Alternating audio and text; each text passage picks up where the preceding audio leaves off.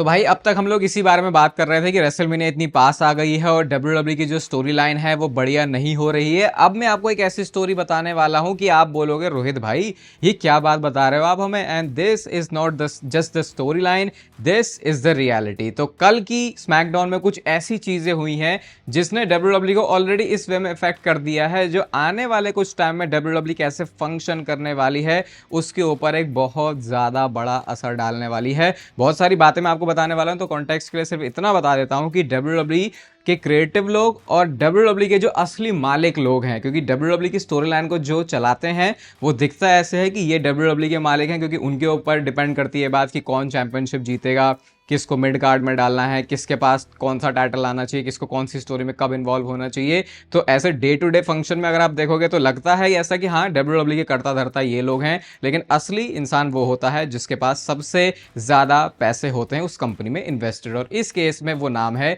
TKO का, जिसके president, जिसके सीईओ हैं आरी मैनुअल। तो ये कॉन्टेक्स्ट में बताया था आपको कि डब्ल्यूडब्ल्यू के डे टू डे ऑपरेशंस वाले मालिक यानी डब्ल्यूडब्ल्यू के क्रिएटिव लोग और टीकेओ में बहुत ज्यादा डिफरेंसेस आ गए हैं। तो कल की बात से स्टार्ट करते हैं। कल जैसा हमने देखा कि कल शो पर आए थे पैट मैकेफे, जो कि रिवील होते हैं, जो कि रैंडी ऑर्टन को इतने टाइम से एडवाइस दे रहे थे। इसको लेके बहुत ज्यादा क्रिटिसिज्म मिला है। वो कैसा क्रिटिसिज्म है, उसके क्या नंबर्स हैं, उसके ऊपर भी आएंगे, लेकिन ये आइडिया ऐसा था ही नहीं जी। वैसे कल स्मैकडाउन में आपको थोड़ा सा बता दिया था कि ये जो आइडिया है वो डब्ल्यूडब्ल्यू के क्रिएटिव टीम की तरफ से इतना नहीं आया था, ये टीकेओ की तरफ से डायरेक्ट आया था। सेम उसी तरीके से जैसे हमने लास्ट ईयर देखा था ट्रेविस स्कॉट को जॉन सीना और कोडी रोड्स की स्टोरी लाइन में, जो कि उस टाइम पे भी हम लोगों को लॉजिकल नहीं लगा था, लेकिन उस टाइम पे मैंने आपको चैनल पे बताया था कि आरी मैनुअल और ट्रेविस स्कॉट के बीच की कोई सेटिंग है जिस वजह से वो कुछ फेवर भी दे रहे हैं ट्रेविस स्कॉट को। ऐसी भी बातें आई थी। तो लास्ट ईयर ट्रेविस स्कॉट की इन्वॉल्वमेंट थी और इस साल पैट मैकेफे का आना टीकेओ का आरी मैनुअल का डिसीजन था। और इसके पीछे रीजन ये था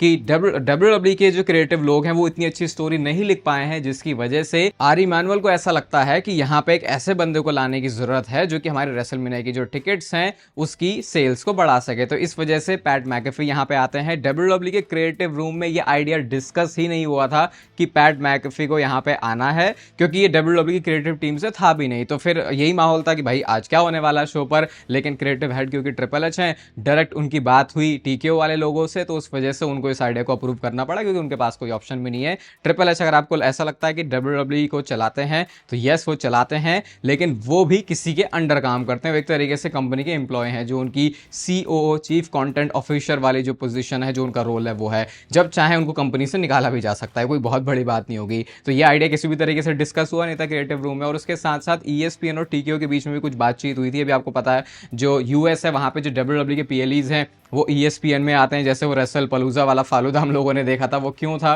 क्योंकि ईएसपीएन पे पहली बार आ रही थी डब्ल्यूडब्ल्यू, तो उनको एक बड़ा मैच चाहिए था। और वो भी आप बोल सकते हो, अब समझ में आ रहा है रीजन की Brock Lesnar versus John Cena सिर्फ उनको पेपर के ऊपर दिखाना था। डब्ल्यूडब्ल्यू के क्रिएटिव लोग और टीकेओ शायद उस पॉइंट पे भी सेम टर्म पे नहीं होंगे, वो एक बड़ा मैच था, इस वजह से वो दे दिया। अब क्योंकि वो आइडिया क्रिएटिव टीम से ओरिजिनेट नहीं हुआ, तो फिर वो उस तरीके से दिखा जैसा हमने रेसल पलूजा में देखा था। मैं ये भी नहीं कह रहा कि अगर क्रिएटिव टीम से आता तो बहुत अच्छा आइडिया होता, उसके लिए आपको रोज नहीं, हर हफ्ते सुबह सुबह उठ के बस स्मैकडाउन देख लेने की जरूरत है। और आपको याद होगा कल वाली वीडियो में, रिव्यू में, मैंने, याद होगा कल की बात है, मैंने आपको बोला था कि ये बात मेरी समझ में नहीं आ रही कि ऐसा हो कैसे सकता है कि पैट मैकेफे आके एक ऐसा प्रोमो कट करते हैं जहां पे वो डब्ल्यूडब्ल्यू की कमियों को खुद ही अपने मुंह से उजागर कर रहे हैं। मतलब जिस चीज के लिए डब्ल्यूडब्ल्यू को क्रिटिसाइज किया जा रहा है, जो बातें बोल, चलो ये छोड़ो, रेसलिंग वाली बात छोड़ो, 5 फुट 5 इंच के रेसलर, वो सब बात छोड़ो, ये बात ऑन एयर प्रोग्रामिंग में बोली गई है कि डब्ल्यूडब्ल्यू का प्रोडक्ट अब वो नहीं रहा है जो ये पहले था। अब आप भले ही बोल सकते हो भाई ये एक शूट टाइप की स्टोरी है जहां पे थोड़ा सा वो रियलिटी में जाके चीजें दिखाने की कोशिश कर रहे होंगे, लेकिन इतनी भी आप रियलिटी नहीं दिखा सकते कि आप ये बोलो कि हमारा प्रोडक्ट ही बेकार है। तो डब्ल्यूडब्ल्यू की प्रोग्रामिंग में खुद ये बात बोली जा रही है कि हमारा प्रोडक्ट बेकार है। और मैं आपसे यही बोल रहा था, ये तो आयरनी नहीं हो रही कि खुद से ही ये शो को बुक कर रहे हैं और खुद ही अपने शो में आके ये बात बोल रहे हैं, यानी इन्हें बात पता भी है लेकिन फिर उसके ऊपर काम क्यों नहीं हो रहा। उसके पीछे रीजन ये है कि पैट मैकेफे जो आपने कल स्मैकडाउन में देखे वो मैसेंजर थे आरी मैनुअल के, टीकेओ के। वो सही में इस सिचुएशन से परेशान है जो डब्ल्यूडब्ल्यू में इस समय चल रही है। तो उन्होंने बोला क्रिएटिव लोगों तुम जरा साइड में आओ, ये हमारा बंदा है और ये आके इस इस वाली बात को ऐसे बोलने वाला है। तो इसीलिए डब्ल्यूडब्ल्यू के क्रिएटिव लोगों का उस पर कंट्रोल ही नहीं था, तो उस चीज को वो स्क्रिप्ट भी नहीं कर पाए कि इसमें उन्हें बोलना क्या है, क्योंकि ये तो उन्होंने सीधा सीधा डब्ल्यूडब्ल्यू के क्रिएटिव लोगों पे ही शॉट ले लिया। आप सोचो, जो खुद स्टोरी लिख रहे हैं वो स्टोरी में ऐसी स्टोरी कैसे लिख सकते हैं कि वो खुद को ही ब्लेम करें, जहां पे अगर आप देखोगे भी तो उन्होंने रियल लाइफ के जो रियल लाइफ मतलब डब्ल्यूडब्ल्यू में तो बस रियल लाइफ ही आप बोलोगे, जैसे स्टोन कोल्ड की बात करी, रॉक की बात करी, तो एक कंपैरिजन कैसे शुरू हो गया एटीट्यूड एरा का, ये दिखाने के लिए कि अभी डब्ल्यूडब्ल्यू में चीजें सही नहीं चल रही हैं बिल्कुल भी। और ये बात टीकेओ और आरी मैनुअल लोगों को फील होती है, जो कि रियलिटी भी है, क्योंकि उससे आपको पता चल जाता है जो भी इस साल की रेसलमेनिया के टिकट्स के हालात है। और मैं आपको रिकॉर्ड भी बताऊंगा जो इस साल डब्ल्यूडब्ल्यू रेसलमेनिया में बनाने वाली है। अब इसके बाद क्या हुआ, ये भाई सबसे ज्यादा इंटरेस्टिंग है, और मैं शॉक हूं ये बात अभी बार बार सोच के कि सही में ये चीज कल स्मैकडाउन में हुई है। कल उसके बाद हमने देखा कि शो पर कोडी रोड्स आते हैं, और अगर आप एक चीज नोटिस करोगे, कोडी रोड्स के आने का तरीका भी बड़ा अजीब सा था, कि जैसे किट विल्सन वाला वो मैच हुआ, उसके बाद आके सीधा उन्होंने किट विल्सन को अपना क्रॉस रोड्स लगा दिया। तो देख के लग रहा था कि जैसे शायद ऐसे ये प्लान नहीं था, क्योंकि वो प्लान ही नहीं था। जो डब्ल्यूडब्ल्यू ने रिएक्शन देखा सोशल मीडिया पे, उसके बाद डब्ल्यूडब्ल्यू के क्रिएटिव लोगों ने, अब ये चीज क्रिएटिव लोगों की तरफ से आई थी, उन्होंने ये आइडिया सोचा कि अब कोडी रोड्स एक प्रोमो कट करेगा। और सबसे ज्यादा खतरनाक बात यहां पे ये है कि ये प्रोमो को बनाया ऐसे गया था कि ये एक शॉट हो टीकेओ के ऊपर। अब मैं इसको एक्सप्लेन कैसे करूं, कैसे एक्सप्लेन कर सकता हूं मैं इसको, कि जो आपके कंपनी के मालिक लोग हैं उन्होंने कोई एक चीज करने को बोली, अब वो चीज हुई, तो उसके बाद कुछ एक रिएक्शन आया, तो उस रिएक्शन को के अगेंस्ट में या फिर अपने आप को डिफेंड करने के लिए डब्ल्यूडब्ल्यू के क्रिएटिव लोग उन बड़े लोगों के अगेंस्ट जा रहे हैं। ये तो वो बिल्कुल हिंदी भाषा में बोले तो बगावत करना हो गया। उन्होंने प्रोमो ही ऐसे लिखा कि ये एक शॉट है टीकेओ के ऊपर, ये आरी मैनुअल इनकी टीम के ऊपर। और अगर आप उस प्रोमो में भी देखोगे तो वो प्रोमो में भी कुछ ऐसी डिटेल्स है जो आपको समझ में आएंगी, जैसे जो उन्होंने एनडब्ल्यू वाली बात बोली कि स्कॉट हॉल और रेजर रमोन किसी तीसरे बंदे को लेके आते हैं, लेकिन वो होगन नहीं, वो डिस्को इन्फर्नो निकल के आता है। तो ये देखो इन्होंने क्या किया, इन्होंने स्टोरी लाइंस को कंपेयर कर दिया। डब्ल्यूडब्ल्यू के खुद के शो में वो कभी ऐसे एडमिट थोड़ी करते हैं कि हमारी ये स्टोरी चल रही है, लेकिन यही सेम चीज पैट मैकेफे ने करी थी कि कोई रीजन नहीं उनके लड़ने का, जो बता रहा था कि वो स्टोरी की बात कर रहे थे। और कोडी ने फिर अपनी प्रोग्रामिंग में, ये कोई पॉडकास्ट नहीं है, ये स्मैकडाउन चल रही है, यहां पे उन्होंने बोला कि क्या होता अगर हल्क होगन की जगह पे जो बंदा है वो निकल के आता डिस्को इन्फर्नो। यानी वो स्टोरी लाइन का कंपैरिजन कर रहे थे कि ये जो पैट मैकेफे को लाना है ये स्टोरी लाइन के हिसाब से कितना घटिया है, कितना बुरा है। और स्टोरी लाइन ये चल रही है, ऐसा कब से डब्ल्यूडब्ल्यू में डिस्कस होने लग गया। तो वो इसीलिए था क्योंकि क्रिएटिव लोग ऐसे दिखा रहे थे कि भैया देखो ये टीकेओ की तरफ से सब करा धरा है, ये सब ऐसी बातें हैं, ये बहुत ही घटिया डिसीजन था। डब्ल्यूडब्ल्यू ने खुद ही अपने शो पे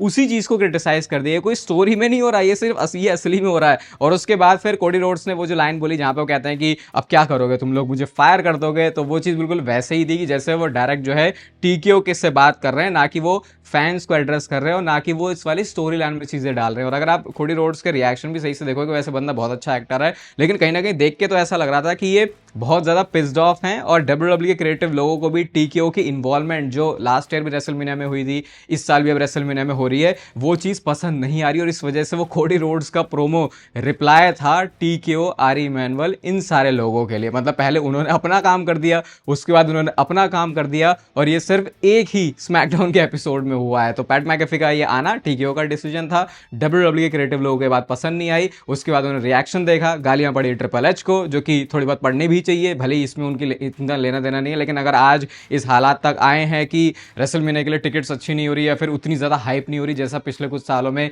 हुई है पहले, तो भाई इसके लिए क्रिएटिव हेड को आपको जिम्मेदार ठहराना पड़ेगा। अब अगर आप उस पोजीशन पे हो और आप इतनी पावर रखते हो, आपको अप्रिशिएट करते हैं अच्छी चीज़ों के लिए, तो भाई बुरी चीज़ों के लिए फिर आपको गालियाँ भी सुननी पड़ेंगी। और गालियों से मेरा मतलब लेजिट गालियों की बात नहीं हो रही, यहाँ पे क्रिटिसिज्म की बात हो रही है।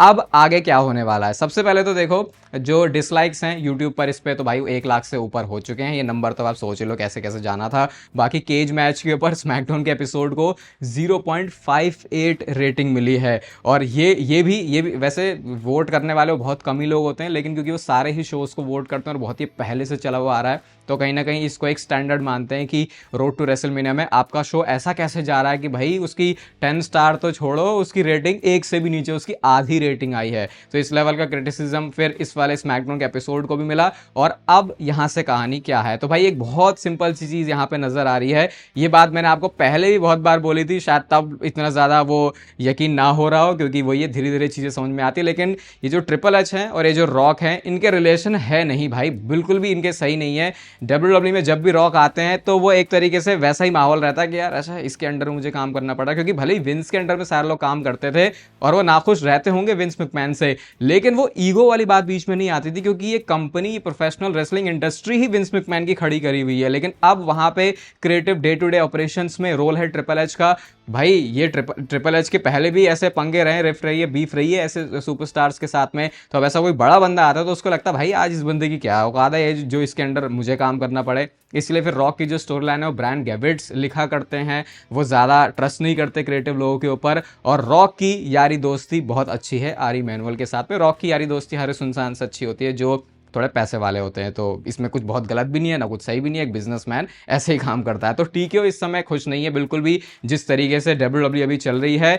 इस साल की रेसलमेनिया पिछले काफ़ी सालों की रेसलमेनिया, इस साल की जो रेसलमेनिया है बहुत साल बाद ऐसा होने वाला है कि लोवेस्ट अटेंडेंस होगी रेसलमेनिया की। पिछले 10-15 सालों में डब्ल्यूडब्ल्यूई ने ऐसे दिन नहीं देखे थे कि उनकी इतने ज़्यादा कम टिकट्स बिके रेसलमेनिया के लिए, लेकिन इस बार वो होने वाला है। और एक चीज़ जो सिंपल से समझ में आती है टीकेओ को वो ये है, तुम स्टोरी लाइन में चाहे डैन हाउजन को वर्ल्ड हेवीवेट चैंपियनशिप जितवा दो, तुम उसको अनडिस्प्यूटेड चैंपियनशिप दे दो, तुम अकीरा टोजावा को कुछ बना दो, आर्ट्रूथ को तुम एक सीरियस बंदा, उनको किसी बात से कोई फर्क नहीं पड़ता। एट द एंड अगर वो अपना एनालिसिस कर रहे हैं क्वार्टरली जो उनकी अर्निंग कॉल होती है और अगर उसमें प्रॉफिटेबल चीजें दिख रही हैं तो उनके लिए वही चीज है जिसको फाइनल समझते हैं। उनको कोई लेना देना नहीं कि किसके पास टाइटल है, किसके पास क्या है, किसके पास क्या नहीं है। और अगर आप देखोगे तो जिस हिसाब से ये टीकेओ आरी मैनुअल की वजह से पैट मैकेफे में आए वो देख के समझ में भी आ रहा है, एक रेसलिंग फैन को सब समझ में आ जाएगा भाई ये पैट मैकेफे का क्या ही सेंस बनता है इस रैंडी ओटन और कोडी रोड्स वाली स्टोरी में। और रैंडी ओटन जो इतना लेजेंडरी बंदा है उसको जैसे लोग बोल भी रहे हैं भाई एक पॉडकास्टर की बातें सुनने की क्या जरूरत पड़ रही है। तो सिंपल सी बात है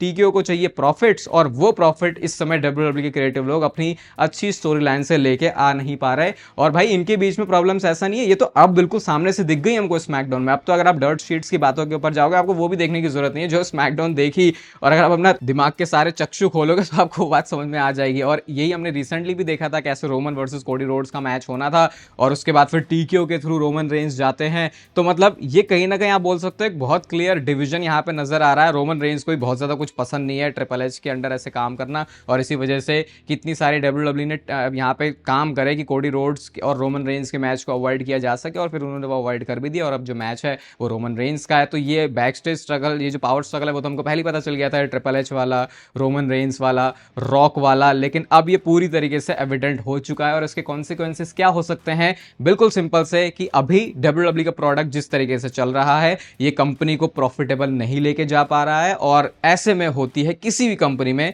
फायरिंग्स। और अब यहां पे वो लोग फायर हो सकते हैं जो कि खुद आगे के अपने एम्प्लॉयज को फायर करते थे। यहां पे मैं टैलेंट्स की बात कर रहा हूं, यहां पे मैं सुपरस्टार्स की बात कर रहा हूं, और यहां पे जिस इंसान के फायर होने की बात हो रही है वो है डब्ल्यूडब्ल्यूई के क्रिएटिव लोग, और उसमें से भी सबसे बड़ा आदमी जिसको मानते हैं सारी चीजों के लिए रिस्पॉन्सिबल, क्योंकि वो है डब्ल्यूडब्ल्यूई का क्रिएटिव हेड। यहां पे बात हो रही है द गेम ट्रिपल एच की। तो आने वाले टाइम में डब्ल्यूडब्ल्यूई पता नहीं क्या चलने वाली है, कैसे चलने वाली है, क्या इसका नया क्रिएटिव हेड होने वाला है। और बहुत टाइम से वो जो स्पेकुलेशन भी चल रही थी कि भाई क्या ट्रिपल एच के जो दिन है वो नजदीक आ सकते हैं। आई थिंक चीजें बहुत बड़े तरीके से एस्केलेट हुई हैं कल के स्मैकडाउन के एपिसोड में। तो रेसलमेनिया की स्टोरी लाइन का तो पता नहीं, लेकिन डब्ल्यूडब्ल्यूई की ये स्टोरी लाइन जो कि एक रियलिटी है ये शायद बहुत कुछ आगे जाके हमको नज़ारे दिखाने वाली है। और डब्ल्यूडब्ल्यूई ने पैनिक बटन तो दबाया, हम जैसा हम बोल भी रहे थे कि डब्ल्यूडब्ल्यूई और अभी चेंजेस करेगी, लेकिन वो पैनिक बटन ऐसा दबाया उन्होंने जो कि पैट मैकेफे को लेके आता है, जिसने किसी भी एक रेसलिंग फैन को एक्साइट नहीं किया है इस रैंडी ओटन और कोडी रोड्स की स्टोरी के लिए। उल्टा इसकी वजह से अब पता नहीं डब्ल्यूडब्ल्यूई को आने वाले टाइम में क्या क्या चीज़ें भी और देखनी पड़ेंगी, क्या पता बहुत बड़े बड़े चेंजेस इस कंपनी के अंदर आने वाले कुछ टाइम में आ जाए, या फिर हो सकता है आने वाले कुछ महीने के अंदर ही आपको देखने को मिल जाए। ओवरऑल आपका क्या थॉट्स है इसके बारे में वो आप कमेंट सेक्शन में बताना। इस वीडियो को आप यहां तक देख रहे हो तो इसे लाइक कर दो, चैनल को सब्सक्राइब कर दो ऐसे डेली डब्ल्यूडब्ल्यूई से रिलेटेड कंटेंट के लिए। ऐसा तो नहीं, वैसे हम स्टोरी लाइंस की ज़्यादा बात करते हैं, बाकी तब तक फिर लेते रहो जिंदगी के मज़े।